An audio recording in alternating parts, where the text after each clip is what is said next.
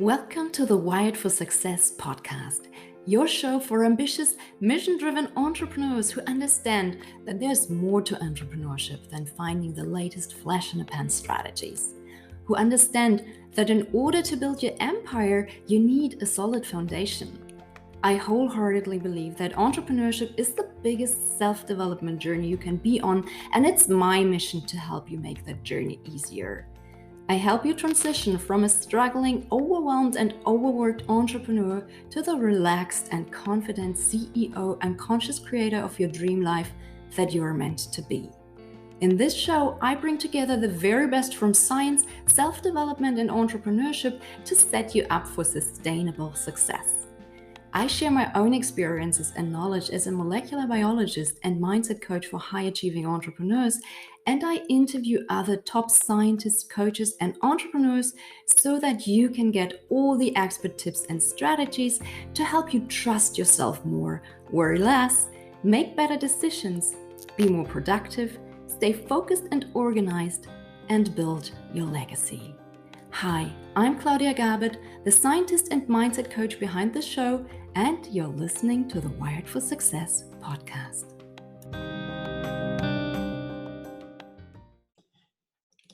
Hey everyone, and welcome to another episode of the Wired for Success podcast.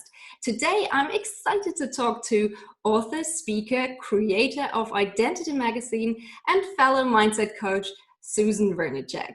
Susan and I have chatted before, and I love her positive energy and commitment to spreading her message. So I thought it would be so much fun to bring her on the show and talk to her about her inspiring work. So welcome, Susan, and thank you so much for taking the time to be here with me today. Oh, I'm so excited. Thank you so much for inviting me. And I also love all the work that you're doing and putting out there. And your energy is awesome too. So thank you. Thank you. So Susan, why don't you start by talking about how you got started doing what you do today? What made you choose this career path and what made you fall in love with the work that you do? So did you have something like an epiphany moment, or was it more of a process?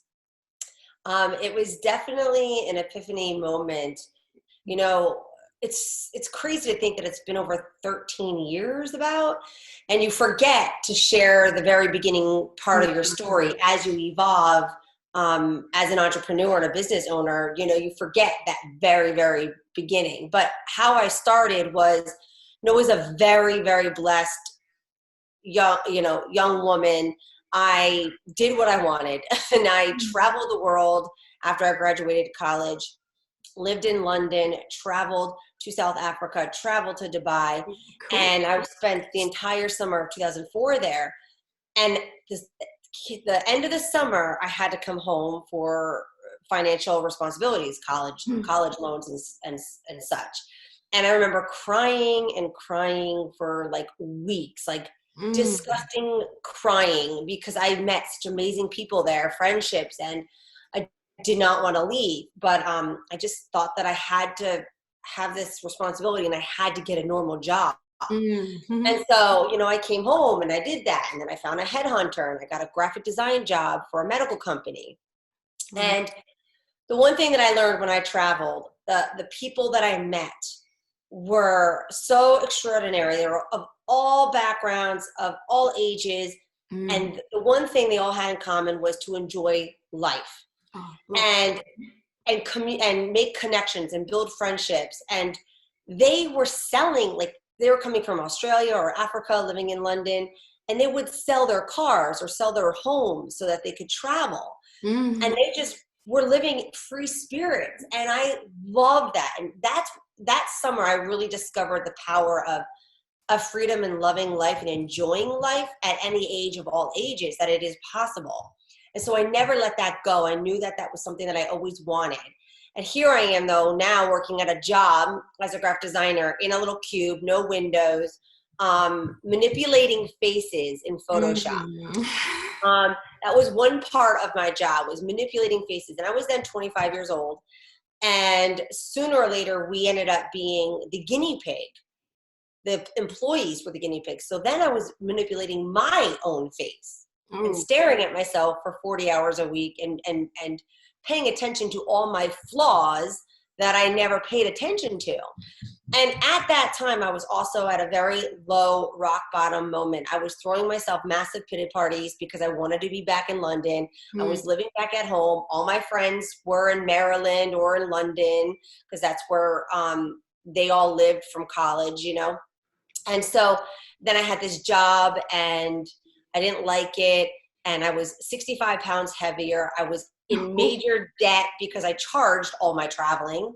And I just was very unhappy. And at that time, then I'm manipulating my face. So it was just, you know, spiraling out of control. And my mental health started to spiral out of control. And I drank too much. I just became, you know, just in a bad spot, rock bottom, emotionally, financially, physically, like everything, until I made a decision at my desk. And I caught myself. I was just reflecting and thinking, and I remember like, holy shit. Sorry, can I curse? Right. You're being so selfish. You just lived in London. You just traveled the world at 25 years old. Who gets to do that? And you're 65 pounds overweight because I literally drank every night and ate Subway every night after I worked in London because I was a bartender. And here I am not doing anything about it and just keep throwing myself a pity party. Woe is me. And I had that moment of, I get to live at home for free. I have an investor. I have somebody who's paying me so I can pay off my bills, right? And I have a gym right across the street that I can go to get back in shape. And I also had a friend who introduced me to therapy. So I found a therapist and I started to go to therapy. And during all that transition, I needed a passion project to heal. I needed to journal. Yeah. And at that time, the digital space is not what it is now. No. You know, it was just starting. And the only reason why I started a digital magazine was because I had no business background and I had no idea how to launch a business and I didn't have capital to start a print magazine. So I grabbed a friend, one of my newer friends in this job, and we were both into health and wellness, and we were on this journey, and we wanted to create a safe place for women to share their stories and be vulnerable and to not feel alone, you know, to empower women. And so it just started as a project, and we just gave ourselves homework and we talked to people. We took an entrepreneur class and we just took it one step at a time. And then 2 years later, she decided that it wasn't the path that she wanted.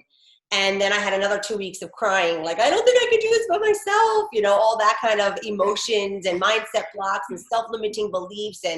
But then I said to myself, you've done it for 2 years. You've been doing it. You can do it. And I took the plunge and I continued on my journey. And, you know, when you're an entrepreneur and when you're open and when you invest in yourself mentally and physically and you read, you will grow and you will evolve naturally. And so here I am now, you know, over a decade, and I've had extraordinary success, and I'm so blessed with all the opportunities, speaking around the country, coaching individuals. The magazine has its own revenue driver, and I have an online program and books, and it just goes by so fast. Yes, that's such a wonderful story. And I relate to that so much because I don't have an entrepreneurial background at all. So as you know, or as you might know, I'm a molecular biologist by profession. And I really had no clue whatsoever what else I could be doing once I decided that I didn't want to go back to doing lab work. And it was such an emotional roller coaster. And I had to work through so many layers of fears and limiting beliefs that it wasn't even funny. So I vividly remember that one time it was so bad when I literally spent 5 days trying to record my first ever 5-minute video for my website. And I I was so much in my head, and I really didn't like how I looked or how I sounded on video. And I thought nobody could ever take me seriously with my German accent. And oh my goodness, what if I make a mistake and people would judge me and I would feel absolutely miserable. And I'd love to hear your experiences. So what did it feel like for you when you started? And what were those biggest mindset blocks that you encountered? Oh my gosh. To be honest, like it was vulnerable. It's like you're naked in front of a crowd, right?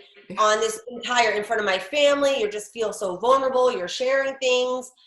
Even now, seasoned and doing it, you still always feel vulnerable. And there are going to be people who judge you, right?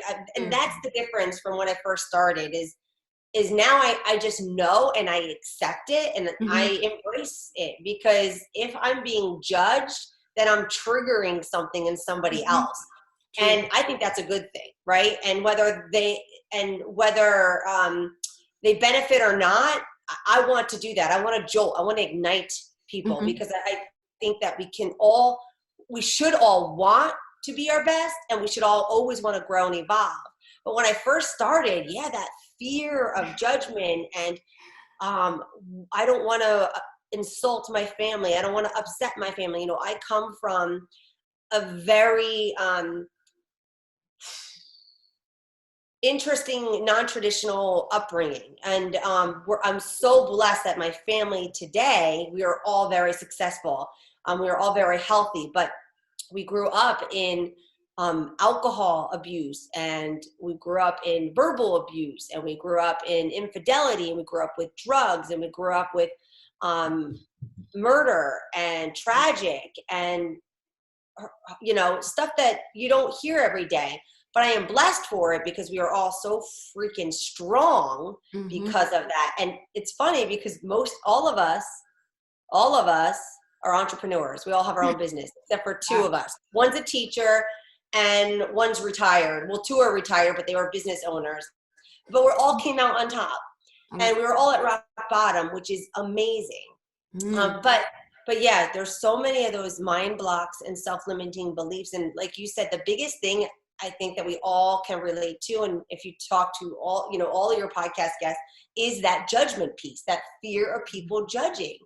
And, in one of my signature formula that I teach, my Get All A's in the Game of Life, we talk about the first A, which is all about self-acceptance, but it's about acceptance piece on so many layers of the word acceptance, embracing and owning. But it's accepting that there will be judgment. You will have fear.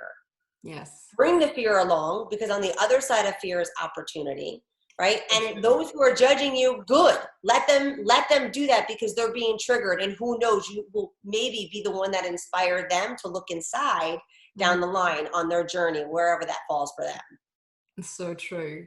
And I mean, as you know, mindset work is an ongoing process. It's just like exercising your body. It's not something that you're ever done with. So you're never done, you're never finished with your mindset work. But that said, the blocks that we encounter, they change as we move from one level to the next, right? That's why they often call those new mindset blocks the next level devil.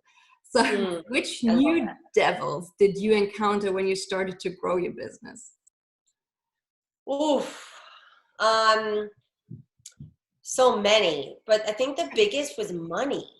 Oh, yeah. Next level income. Right. And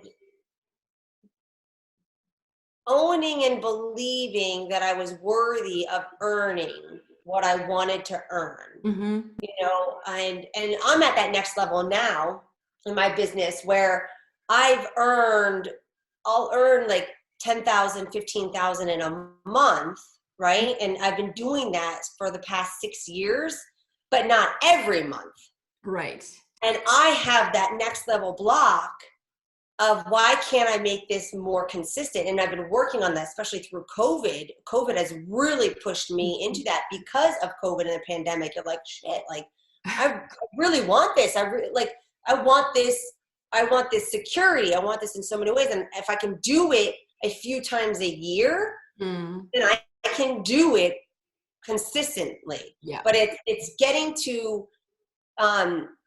understanding what that next level is. And I know what it is in my mind. I get to that comfort, like, oh, we're fine. I don't need it this month or something. You know what I mean? Yes. Or we're okay with 5,000 this month because I just made 15,000.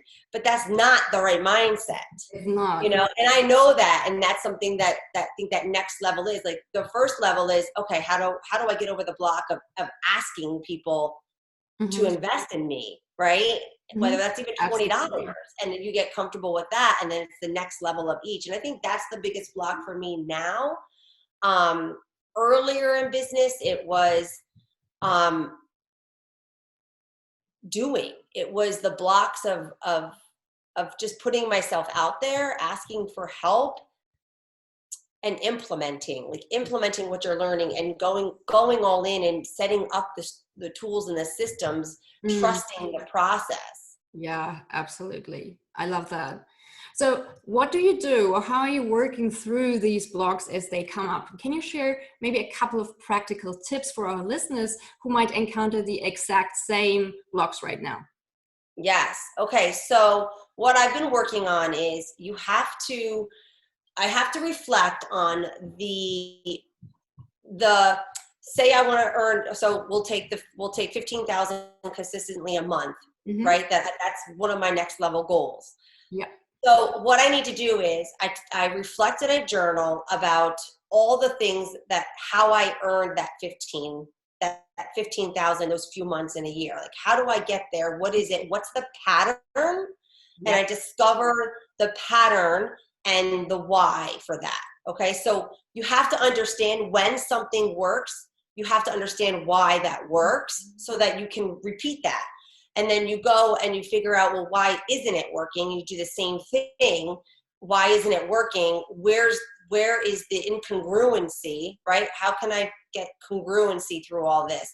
And you do have to pay attention to what's working, what's not working, discover the patterns, and then you piece it together. But the one thing that I do to help build my belief and trust is every morning I have a journal, and especially during specific launch periods and stuff, right, where I'm putting myself there a little bit extra to meet those goals. I write down all of the lives that I've changed, the ones that I really connect to, and I remember the power and the influence that I have on somebody else's transformation.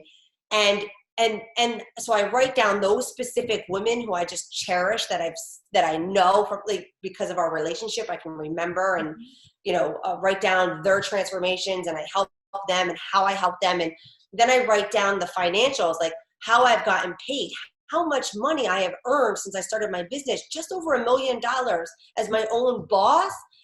I mean, that's amazing evidence, right? Like, over the years, I mean, to some people that's not that much, being in business from 2006, but I really didn't start earning money until 2011-ish. But that's still, as an entrepreneur, I'm super proud of that. Like, going out and making those sales and adapting to, the change of industry and social media, and, so many things change. But you've got to remember, and you've got to always celebrate your wins. So you have to track what's working, track what's not working, dissect and discover the patterns, right? Because you want to repeat the patterns that are working. But you also need to continue to build your confidence and your belief by going back to your evidence. And that takes the annoying work of journaling it every day. So you're reminded, like, you name through all your people. What did you do? And for me, it's organizations that have hired me to speak, and they've done it 8 years in a row. That I'm doing something right if they're inviting me back 8 years in a row. So you build your value bank, and you build that trust and that belief by rewriting it, and remembering it and celebrating and owning it, so it gets instilled that you can do this, that you've done it, you have the proof of showing up and believing in yourself.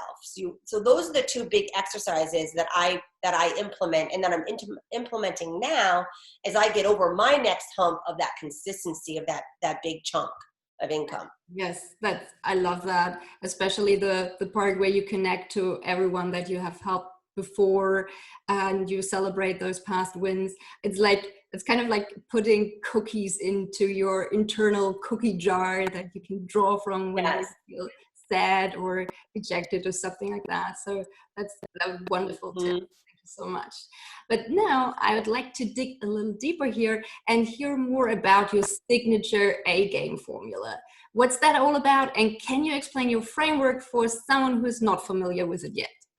Yes. Okay. So I discovered this pattern. Again, this was because I was paying attention to how I overcame losing 65 pounds, how I overcame depression, how I overcame getting out of debt, how I overcame, later on a miscarriage, the loss of my father, or business blocks, right? I discovered, or like a back injury, because I have a back injury, and I manage that. Bell's palsy, I have to manage that. Like, as we get older, I mean, I'm 39 years old, so things, as we get older, we get all these new obstacles that we're learning to manage and overcome. And I noticed this pattern, and I noticed this years ago. And whenever I was stuck or not moving forward, it was because I always had resistance or friction, and I was fighting something. Mm-hmm. Yeah. And I didn't, and so what I started to do was this level of acceptance. And I'm not talking about settling or resignation. I'm talking about, okay, this is what's going on. Mm-hmm. I'm going to accept it. I'm going to own it. I'm going to embrace it. Right? That's the first A. It's all about that acceptance piece. It's like, okay, this is what it is, right? Yeah. Let's dissect it a little bit more. How do I embrace this? How do I step into this, lean into this so I can move past it, right? And when I teach the self-acceptance piece, like in my 90-day program, we talk about all angles of that, right? Because part of self-acceptance is knowing what you don't accept in life. So let's just give a quick example. Like, I won't accept being bullied. I won't accept being spoken to verbally abusive, or you won't accept certain things. I won't accept gossip in my life. I won't accept unsupportive family or friends, right? So that's part of that game. But when we're first talking about this process, my get all A's in your game of your life, with the 3 A's, it's that first piece is your breaker. It's accepting. That is your initial step to healing or creating that momentum to the next phase, which is all about appreciation, which is the second A, right? So think about that. When we achieve in our lives, or when we enjoy our lives or our business and all the aspects of being in business, in our careers, and really in every area, you can't enjoy, or you can't achieve, well, you can, but not really deep connected or truly connected, if you don't have a level of appreciation, right? If you're not enjoying it, if you don't have gratitude, or if you're not paying attention to the lessons learned. And so when we have that first acceptance piece, that embracing, that owning, that acknowledging, right? If acceptance isn't resonating with any of the listeners, it's that embracing, that owning, that stepping into, that acknowledging. So then you can find that appreciation. Okay, well, now this is what's going on. What can I appreciate about this opportunity? It might suck, but what can I appreciate about it? Right? What are the lessons here? How can I become stronger? How can I become wiser? How can I push myself out of this uncomfortable spot and grow? Right? And when you do that, then you really break through and go on your way to achieving, which is the third A. We achieve every single day, but how connected, how aware, how conscious are we to our level of achievement? Right? And so for me, this was another simple tool, a simple formula for me to process really quickly in my head. If I'm standing in line, if whatever I'm doing, it's self-acceptance, it's accepting, appreciating, and then how am I going to move forward and achieve? And the more that you practice, and the more that you allow these little 3 keywords to play within your game of life, and you take it on your journey, it's kind of fun. And you're like, oh, and you pick it up quicker. And I find that I get unblocked so much more, so faster, quicker. And I'm more connected, and it's a direct path of achieving, a direct path of happiness. And so I share this formula with everybody, and we dive really deep into all areas of the 3 A's on just another way of thinking, processing, igniting your momentum and your mindset. I love that. And it's so good because it really takes you from where you are right now, accepting where you're right now, to, you know, seeing the good in it, always looking for what's the lesson here, can I learn from this, and then going to ignite the action that you need to take this next step on your journey. And this is so important because a lot of people, they get stuck in the middle or in the beginning, and then they don't take the action. And when they don't take the action, they don't see the results. So right. I love that you have this complete sequence of things. Yeah, for me, I feel like it just really simplified for me. And that goes with everything. I mean, when you have resistance, or when you're frustrated, or you get angry, or get annoyed, there's a block. Yeah. You're fighting something. Mm-hmm. So let your guard down, let your shoulders down, open up, embrace the moment, embrace the uncomfortable, embrace the chaos, embrace whatever it is that's going on, sit with it, acknowledge it, and find, like you said, what am I supposed to learn here? What can I gain from this? Because we can always grow from every single struggle and fear and block and obstacle and pain. We will always come out stronger if we face it. So true. It's just a matter of looking at it from different angles and asking better questions instead of asking what's wrong here, what's keeping me stuck. It's turning it around and really looking at it from a more supportive, or from another perspective that gives you better answers, because you're not looking for all the things that go wrong, you're looking for all the things that go right. And it really changes a lot of things. So before we end this interview, can you just tell us a little bit more about your mission as an entrepreneur? So if you had to sum it up and just say 1 or 2 sentences, what's the core message that you want to share with everyone, and how will it change the lives of those who hear it? Oh, my core message, my mission is to ignite the lives of women, especially working women.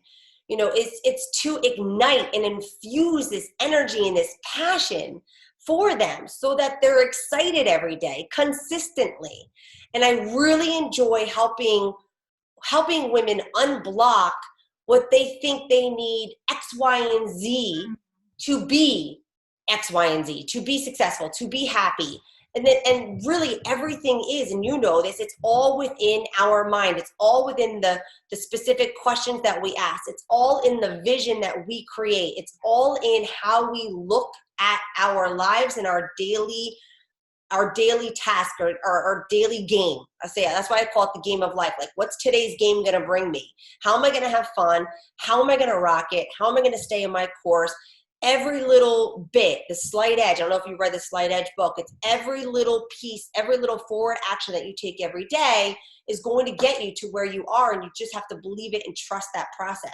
So, my goal again is just to ignite these women and to tap into the mindset so that they can achieve. And that's why I have my 90-day program, my Mindset and Achieve. It's mindset will get you everything and anything that you want. Yes, that's a wonderful message that I totally agree with. I know, and I love it. That's why I love you so much, because we think alike. Yes, we do. Last but not least, can you tell our listeners where they can find you and connect with you?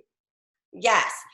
Simply go to Susan Vernicek, VERNICEK.com, and you will find all the pieces from there. You will find the magazine, you will find how to work with me if you choose to, my program, you'll find social media icons on there. So just go to SusanVernicek.com, and that's as simple and direct as we can get. Yay, wonderful. So thank you so much, Susan, for this wonderful interview. I really appreciate it. Thank you so much. I hope you have a wonderful rest of your day, and talk to you soon. You too. Bye. Bye.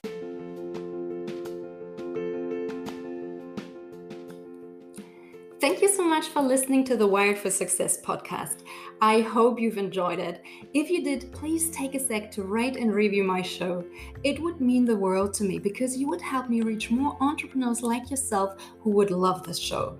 If you'd like to learn more about creating a widely successful business without sacrificing your health, relationships, or sanity, make sure to stick around and subscribe so you don't miss out on any future episodes.